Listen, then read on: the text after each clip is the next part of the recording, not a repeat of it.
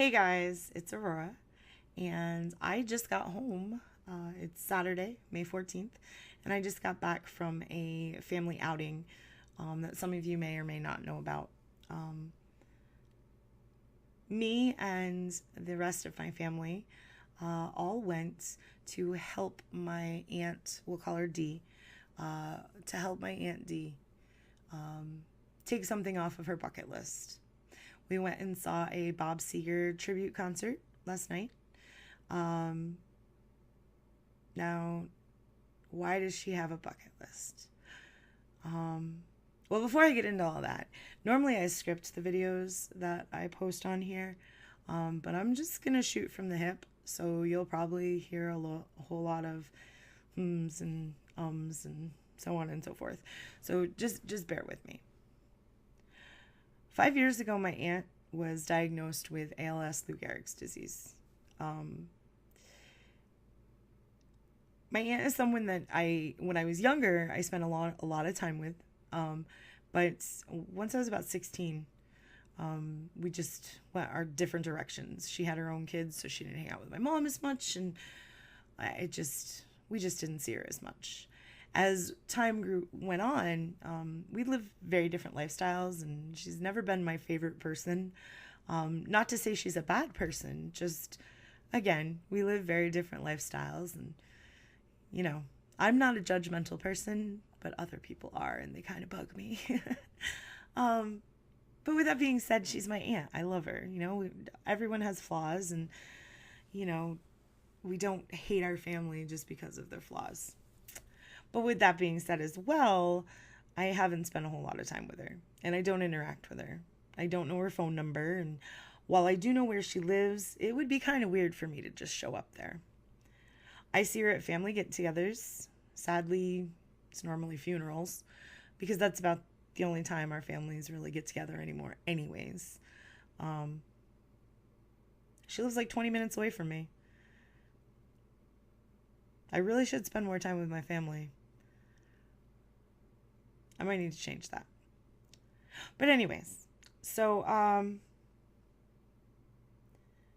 when I found out that she was diagnosed with ALS, I didn't know what ALS was.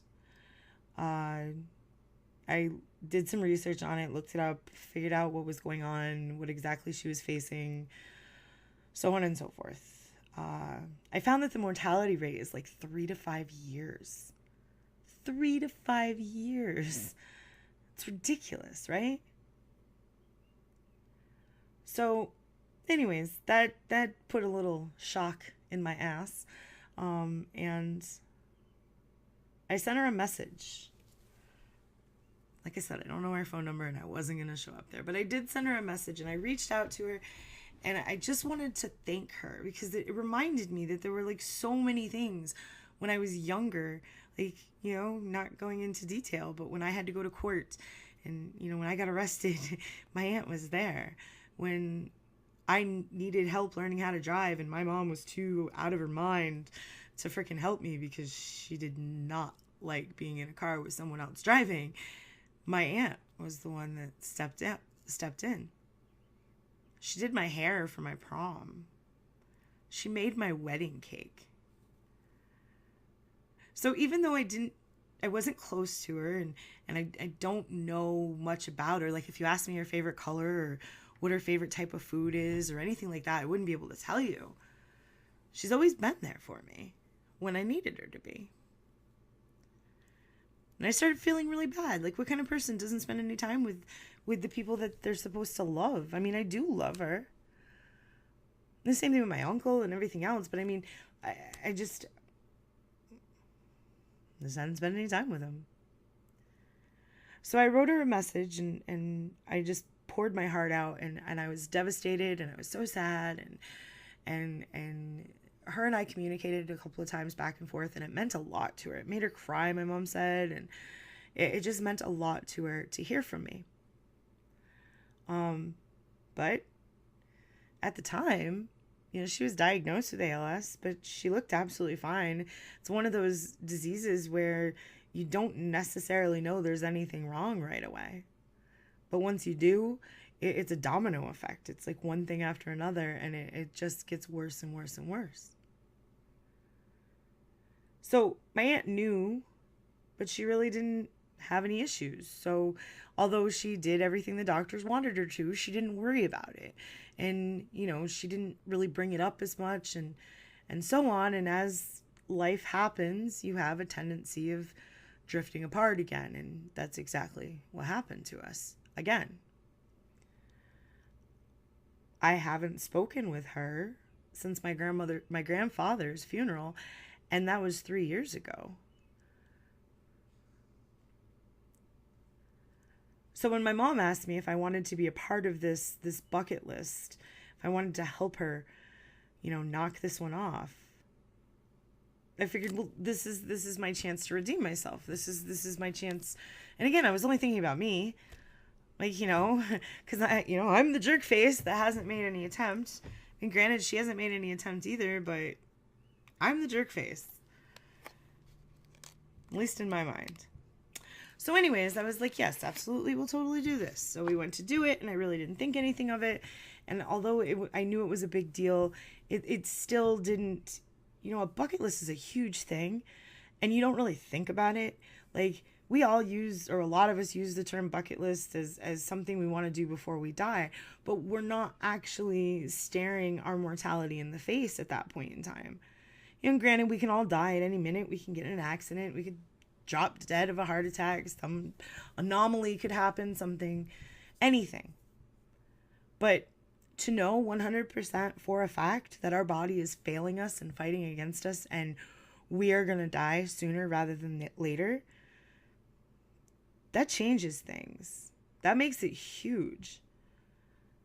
So I went up there, and within the first 10 minutes of seeing her, I lost it. I excused myself politely. I said I didn't feel well, and that I thought I was going to get sick. And I went to my hotel, and I stayed there for an hour crying. Just crying my eyes out. I wanted to save her. I couldn't understand how a higher being could do this. All the things you go through. We've all been through them a million times. But I've never been through these kind of emotions for someone that I wasn't that close to. Or at least I wasn't that close to anymore. So after I regained composure and I went down and, we spent the evening together, and we went to dinner and the concert, and I couldn't help but watch her. This is my aunt that when we were younger and we were at like family get-together, she was the first one. If you were like at the picnic table, she'd be like, I need a napkin. Oh, I'll go get it. And she'd run and she'd grab it, She was always active and athletic and skinny and And here she was. She can't be more than like 52, 53. Here she was, in a wheelchair, with the side of her face strained. You could tell there was some, I don't know. You could just tell there was something wrong there. Her hands, her fingers, more specifically, were gnarled, almost like, when an old lady has arthritis. Almost like that. And then when she spoke, it was like her voice was straining to get out. It wasn't like a whisper. It was like almost every word she had to force herself to say. I don't know how else to explain it, but it was heartbreaking.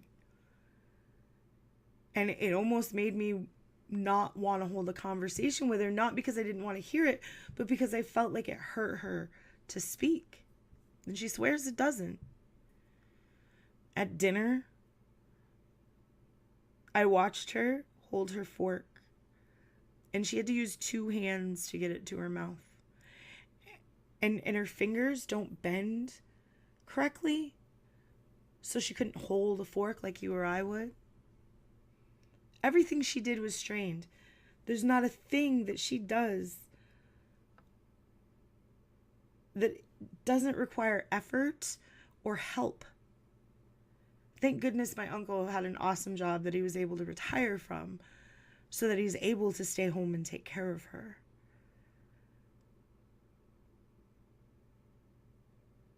She's one of the lucky ones. Not everybody has that, right?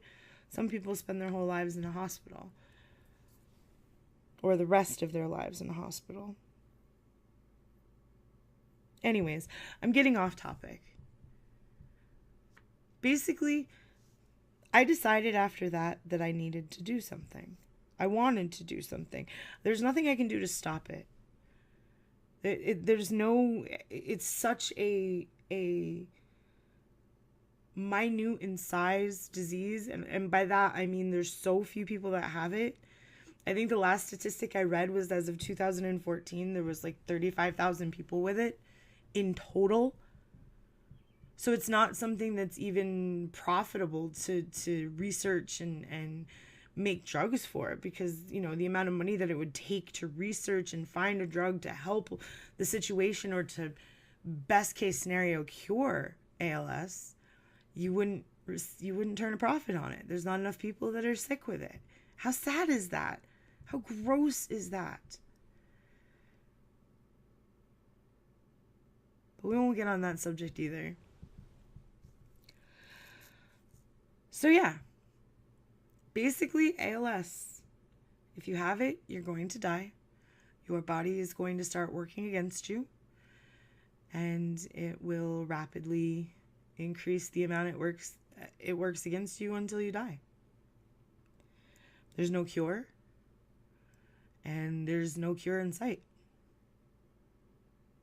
That's it. So when I got home, I went to reach out to my aunt again, and I stumbled upon her Facebook page, and I found that she is doing a fundraiser called Don't Talkathon, and it's raising money for ALS. It's now through the 22nd, which is a week and a day from today. So I decided that while I'm not independently wealthy, I need to do something. So what I'm going to do is, for the next week, 50% of all donations that I receive are going to go to this Don't Talkathon. And when I make the donation, I'm going to make the donation on the 21st in the evening. And when I make the donation, I'm going to make it from the donation. I haven't said anything to my aunt about this. I don't know if I'm going. I probably won't. She won't know what the donation is. And I think it'll mean so much to her. Her goal is set at $1,000. She's raised $100 so far, and she's got a week to go. And I want to help move that bar up some. So yeah, that's what I'm going to do. And because you guys are the ones that donate, I wanted to make this video to let you know what my intentions are. I never want to take your money and spend it on something without you guys knowing what it is.